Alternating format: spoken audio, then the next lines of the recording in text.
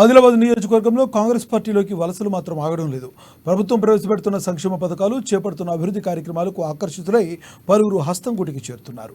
ఆ party Adilabad assembly incharge కంది శ్రీనివాసరెడ్డి సమక్షంలో కండువాలు కప్పుకుంటున్నారు. వారందరినీ ఆయన సాదరంగా ఆహ్వానం పలికి రాబోయే ఎన్నికల్లో అవలంబించాల్సిన వ్యూహాలు, పార్టీ అభ్యర్థులను గెలిపించుకోవాల్సిన బాధ్యతను గుర్తు చేస్తూ శ్రేణులకు దిశానిర్దేశం చేస్తున్నారు. తాజాగా పట్నంలోని ప్రజాసేవ భవన్ క్యాంపు కార్యాలయంలో కోలిపుర, శాంతినగర్కు చెందిన కాలనీ వాసులు, యువకులు పెద్ద ఎత్తున కాంగ్రెస్ పార్టీలో చేరగా వారందరికీ కంది శ్రీనివాసరెడ్డి స్వయంగా పార్టీ కండువాలు కప్పి పార్టీలోకి ఆహ్వానించారు.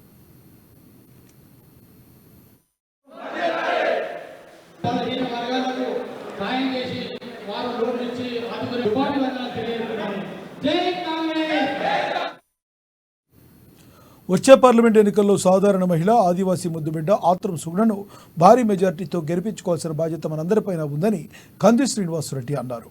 ఆదిలాబాద్లో 1,00,000కు పైగా ఓట్లు సాధించాలనే లక్ష్యంతో అందరూ కలిసి పనిచేయాలని పిలుపునిచ్చారు. బీజేపీ, బీఆర్ఎస్కు డిపాజిట్లు దక్కకుండా చేయాలన్నారు. నిర్మల్ ఎమ్మెల్యే మహేశ్వర్ రెడ్డి సీఎం రేవంత్ రెడ్డిపై, కాంగ్రెస్ ప్రభుత్వంపై చేసే అనుచిత వ్యాఖ్యలను ఆయన తీవ్రంగా ఖండించారు. దమ్ముంటే కాంగ్రెస్ను టచ్ చేసి చూడాలంటూ సవాల్ విసిరారు కంది శ్రీనివాసరెడ్డి.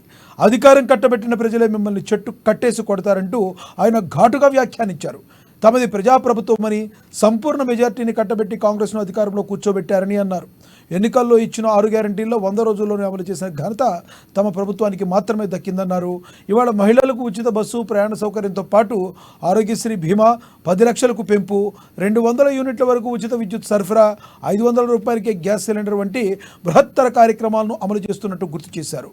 మంచి నాయకులందరినీ కాంగ్రెస్ ఆహ్వానిస్తుందని, అభివృద్ధి కోసం పాటుపడే వారిని హక్కున చేర్చుకుంటుందని కంది శ్రీనివాసరెడ్డి స్పష్టం చేశారు.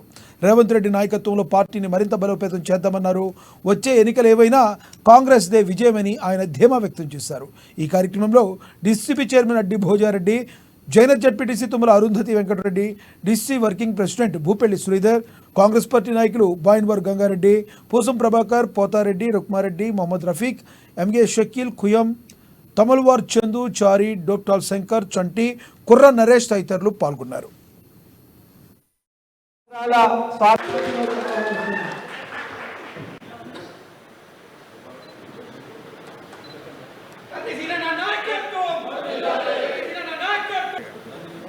షేక్ నిజాం గారు, అబ్దుల్ ఆషా గారు, షేక్ ముక్తార్, కార్తిక్ గారు,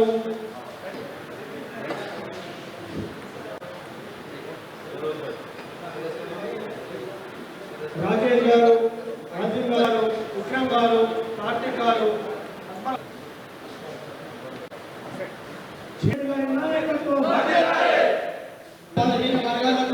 సాయం చేసి వారు లోన్ నుంచి ఆదుకునే ఉపాధి వర్గాలు తెలియజేస్తున్నారు.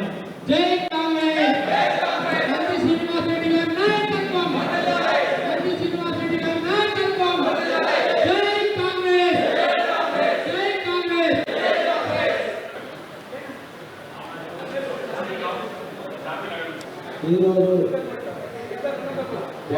వార్డ్ నెంబర్ 28, 29 నుంచి పెద్ద ఎత్తున చేరికల కార్యక్రమం సంతోషంగా నిర్వహించుకోవడం జరిగింది.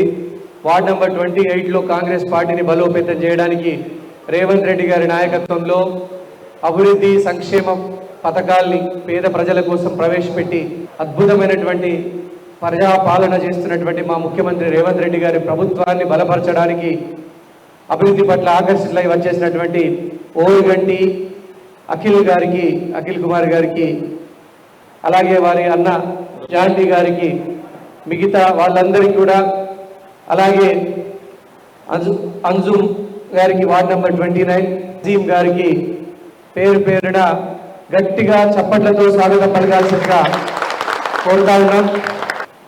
ఒకటే అందరి భావన ఒకటి, వచ్చే పార్లమెంట్ ఎలక్షన్లలో ఒక పేరింటి బిడ్డ, ఒక సాధారణ ఉపాధ్యాయురాలు ప్రజల సమస్యల పట్ల గట్టిగా కొట్లాడినటువంటి ఆత్రం సుగుణ గారికి, ఒక మహిళా ఆడపడుచుకి ఎంపీ టికెట్ ఇవ్వడం జరిగింది.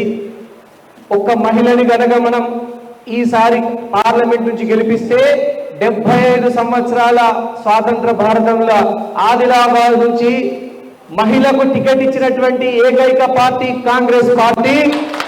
ఖచ్చితంగా ఆత్రం సుగుణక్కని భారీ మెజార్టీతో గెలిపించి మొట్టమొదటిసారి ఒక మహిళని కాంగ్రెస్ పార్టీ నుంచి ఒక మహిళని ఆదిలాబాద్ పార్లమెంట్ నుంచి పార్లమెంట్కి పంపించాలని ఈ సందర్భంగా నేను అందరికీ కూడా చేతులు జోడించి నమస్కారం చేస్తున్నా. ఖచ్చితంగా మనం ఆదిలాబాద్ లో 1,00,000కు పైచిలుకు ఓట్లు సాధించాలనేటువంటి టార్గెట్ ని పెట్టుకుని పనిచేద్దాం. మనమందరం కూడా పోటీ మన కాంగ్రెస్ బీజేపీకి మధ్యనే ఉంటది. బీఆర్ఎస్ కు ఈసారి 50,000 ఓట్లు కూడా పార్లమెంట్ నియోజకవర్గం అంతా కూడా 50,000 ఓట్లు పోలయ్యే పరిస్థితి లేదు. ఆదిలాబాద్ నియోజకవర్గంలో 15,000 ఓట్లు కూడా వచ్చే పరిస్థితి లేదు బీఆర్ఎస్ కి. కాబట్టి మీరందరూ కూడా గట్టిగా ప్రయత్నం చేయాలని నేను మనస్ఫూర్తిగా